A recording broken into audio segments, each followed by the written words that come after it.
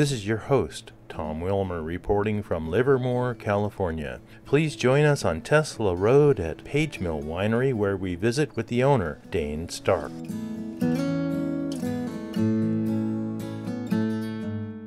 So how did it all start? Were you born and bred drinking wine? I sure was. Yeah. My dad at the time was selling lasers around the world. In his travels through Europe, he would visit little family-owned wineries in the Rheingau and discovered the cellar underneath the home, a few barrels of wine and the lifestyle, and fell in love with it. And so in 1975 he up and quit selling lasers and dug a hole into the house big enough to store barrels in and started making wine. And this was in Los Altos, or where were you at that time? We were in Los Altos Hills, and that's at the base of the Santa Cruz Mountain. And you were a pup then? I was 7 years old. And actually he dug on the side of the house. He added a little bit of cellar space off the side of the house, and it went right up sort of close to the corner of the pool. I thought he was extending the pool, so I was pretty excited. But as it turns out, he filled it with a liquid more precious. Was he a home winemaker at that time, or how would you classify him? Believe it or not, and I've checked this story with him because I've been telling it for 20 years, and it's true. In 1975, he made about 15 gallons of a white wine. I believe it was Chenin Blanc. It came out so bad that his brother called it Urina Blanca. Oh, jeez. And with that one vintage under his belt, he up and quit his job and dug a hole into the house and started making wine. Amazing. Was he the inventor of Page Mill Winery? Did he coin that? Yeah, the house was on Page Mill Road in Los Altos Hills, and he researched where it came from. It turns out there was a Mr. Page who owned a lumber mill at the top of Page Mill Road, and he hadn't done anything too nefarious in the past, so he figured it was a clean name, and so he took the name of the road. Where do you come in? So I went off to college, much preferring beer, it might surprise you to hear, and discovered wine when I spent my junior year abroad in Bordeaux, France.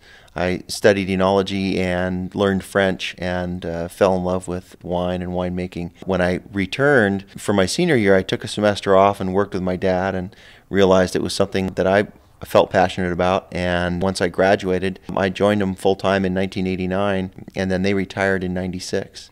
And up to 96, was it all estate grown?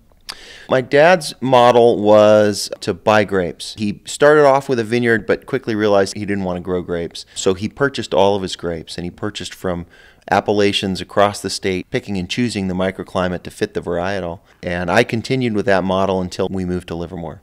And why did you leave Page Mill and come to Livermore? My parents had retired and moved to the Sierra Foothills, and I was there at the house living with my wife and running the winery. We realized after some research that it was going to be very difficult to expand the operation there, to turn it into a full-fledged winery, and we couldn't have a tasting room open on the weekends, we couldn't expand production, etc. We realized we needed to move, and we looked all over. We looked for a couple years in Healdsburg and Paso Robles and Sierra Foothills. We looked in Livermore Valley and all over the Santa Cruz Mountains. And in 2004, we decided on Livermore Valley. And what made you choose Livermore?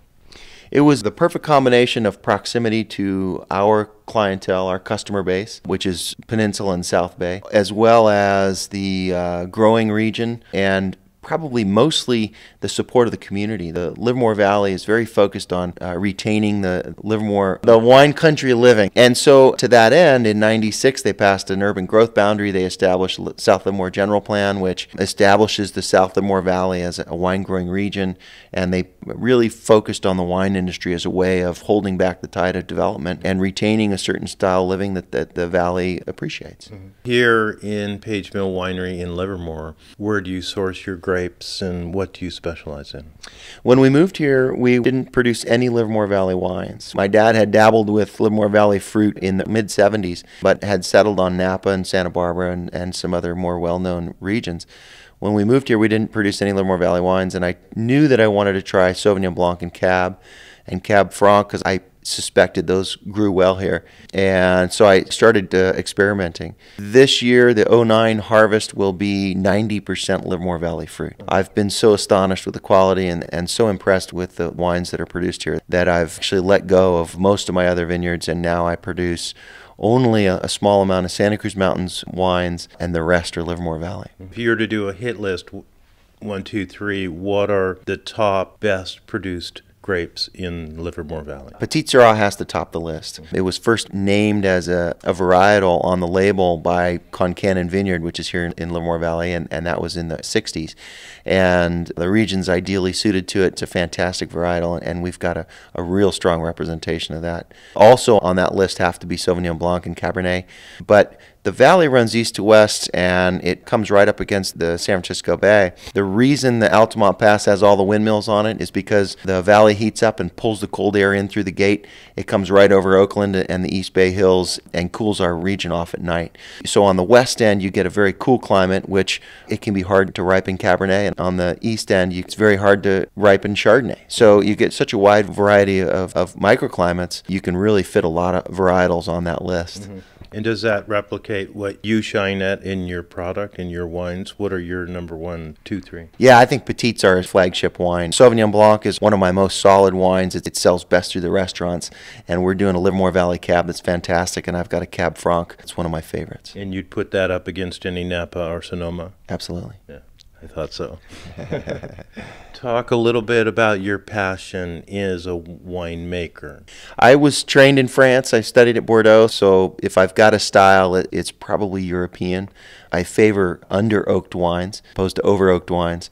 And tannins would be where? Tannins are medium to medium soft. It's hard to use the fruit in California and not have real fruit-forward wines. Mm-hmm. I'm not sure if I've achieved what I'm searching for, but I'm really looking for the perfect balance. Would you describe it as gentle fruit-forward? It's there, but it's not in your face. Right. Yeah. Sugar, alcohol content, how do you balance that? I've been accused of harvesting underripe for a long time, and I think the industry as a whole is sort of coming back to my way of thinking.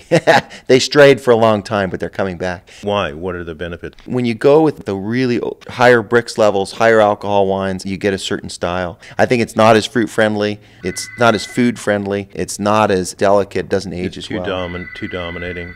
Yeah, it can be too dominating. So when I'm striving for that balance, it doesn't necessarily achieve what I'm looking for. And your alcohol would be about what, average 14, 15, or? Under that. My alcohols run from 13s in the Sauvignon Blanc and some of my whites to maybe 15 on my Zin, but we're not getting over that. I've got one wine that I'm very, very proud of, and that's our dry rosé. I've been making dry rosé for a decade, and it's come into vogue recently. Isn't that funny how it was just gone? Yeah, vino non grata, right? Yeah, what happened was people started making it the right way, and that is dry. And it can be a very serious wine, an elegant wine, and a delicious wine when made with no residual sugar. The south of France, they always knew it. We're just realizing it. We like to say, peace through wine, one glass at a time. If I wasn't making wine, I might be a Zen Buddhist or something like that. But thankfully, I'm making wine because I think that's a harder lifestyle. It's very Buddhist.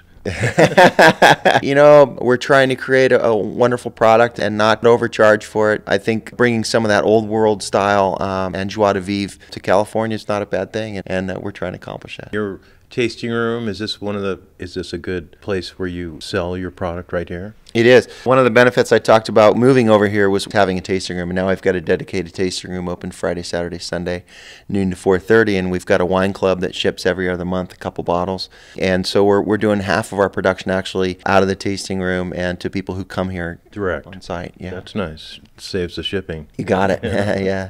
Where do you find Page Mill?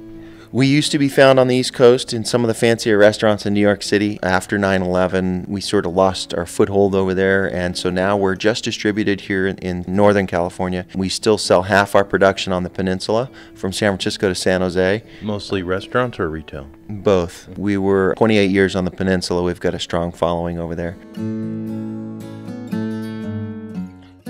This is your host, Tom Wilmer. We've been visiting with Dane Stark, the owner of Page Mill Winery, located on Tesla Road in Livermore, California.